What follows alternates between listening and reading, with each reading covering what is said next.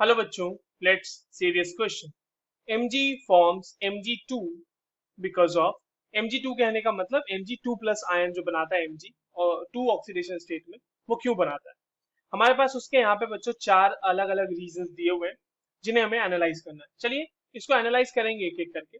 But सबसे पहले तो ये देख लेते हैं कि इस क्वेश्चन को सॉल्व करने के लिए हमारे पास कौन से की कॉन्सेप्ट की जानकारी होनी चाहिए। देखो ये जो सवाल हमारे पास दिया हुआ है बच्चों, ये बेसिकली आयोनाइजेशन एंथैल्पी का सवाल है। Ionization enthalpy. Now what is ionization enthalpy? तो the energy required to remove an electron from the outermost shell of isolated gaseous atom is called as ionization enthalpy.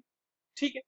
अब एक चीज समझिएगा यहाँ पे बच्चों, हमारे पास अगर मान लो कोई मेटल है M, यहाँ पर से अगर आपने एक इलेक्ट्रॉन निकाला है और वहां पर से आपने बनाया M प्लस, तो यहाँ पर जो लगेगा बच्चों वो आयनाइजेशन पोटेंशियल 1 लगेगा, या आयनाइजेशन एंथैल्पी बोल लीजिए, आप इसको पोटेंशियल भी बोल सकते हैं।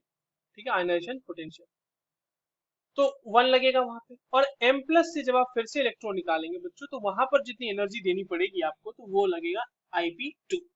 ठीक है, तो ये IP1 और IP2 समझ में आता है हमें। अब आप बात करते हैं मैग्नीशियम की।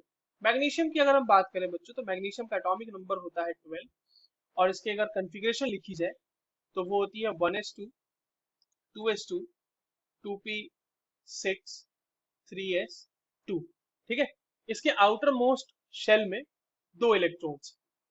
अब आप समझना कि आपके पास ये चीजें हो क्या रही है। अगर आप सिर्फ मैग्नीशियम की बात करें, तो मैग्नीशियम में से जब आप बच्चों एक इलेक्ट्रॉन निकालते हैं, यानी जब आपने मैग्नीशियम से मैग्नीशियम प्लस बनाया, तो एक इलेक्ट्रॉन इस तरह से निकला होगा। इसके लिए जो IP1 की वैल्यू आती है वो आती है 7.64 इलेक्ट्रॉन वोल्ट। और वहीं पर जब आप Mg प्लस से फिर से एक इलेक्ट्रॉन निकाल के Mg2 प्लस बनाते हैं, तो यहाँ पर जो IP2 की वैल्यू है बच्चों, वो वैल्यू आती है 15.03 इलेक्ट्रॉन वोल्ट। अब अगर IP2 और IP1 के बीच के डिफरेंस को देखा जाए, IP2 और IP1 के डिफरेंस को देख रहे हैं हम, तो ये हो जाएगा 15.03 माइनस 7.64 इलेक्ट्रॉन वोल्ट। ठीक है, और ये कितना आ जाता है बच्चों हमारे पास 7.39 इलेक्ट्रॉन वोल्ट। इतना जानने के बाद अब आप ये देखिए ऑप्शंस क्या क्या कह रहे हैं। ऑप्शन पहला कह रहा है कि the oxidation state of magnesium is +2। यार ये क्या बात हुई, मैग्नीशियम से यही तो पूछा जा रहा है कि मैग्नीशियम से मैग्नीशियम 2 प्लस क्यों बन रहा है। तो ये इसलिए बन रहा है क्योंकि उसका ऑक्सीडेशन स्टेट है, ये तो कोई सेंस ही नहीं हुआ ना। तो ये ऑप्शन तो हमारा गलत है।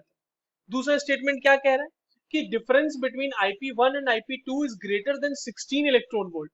अभी तुरंत हमने कैलकुलेट किया है ये डिफरेंस, ये आ रहा है 7.39 इलेक्ट्रॉन वोल्ट, तो ये भी गलत हो गया हमारा। थर्ड क्या कह रहा है बच्चों कि there are only 2 electrons in the outermost energy level of magnesium. सिर्फ इतना होना इस बात का सबूत नहीं है कि Mg से Mg2 प्लस बन जाएगा। ठीक है, उसके लिए एक सबसे बड़ा फैक्टर है, वो है आयनाइजेशन पोटेंशियल, अभी जो हम देख रहे हैं। तो ये भी उतना अप्रोप्रिएट आंसर नहीं है। ऑप्शन फोर्थ क्या कह रहा है कि difference between IP1 and IP2 is less than 11 electron volt. ये बात सही है।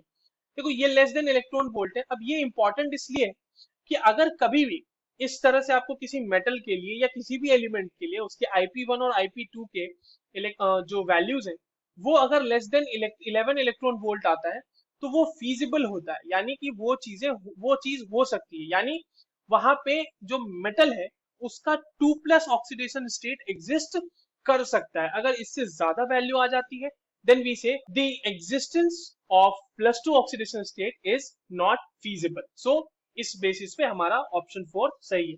So the correct answer for this question is option 4. I hope you understood this well. All the very best.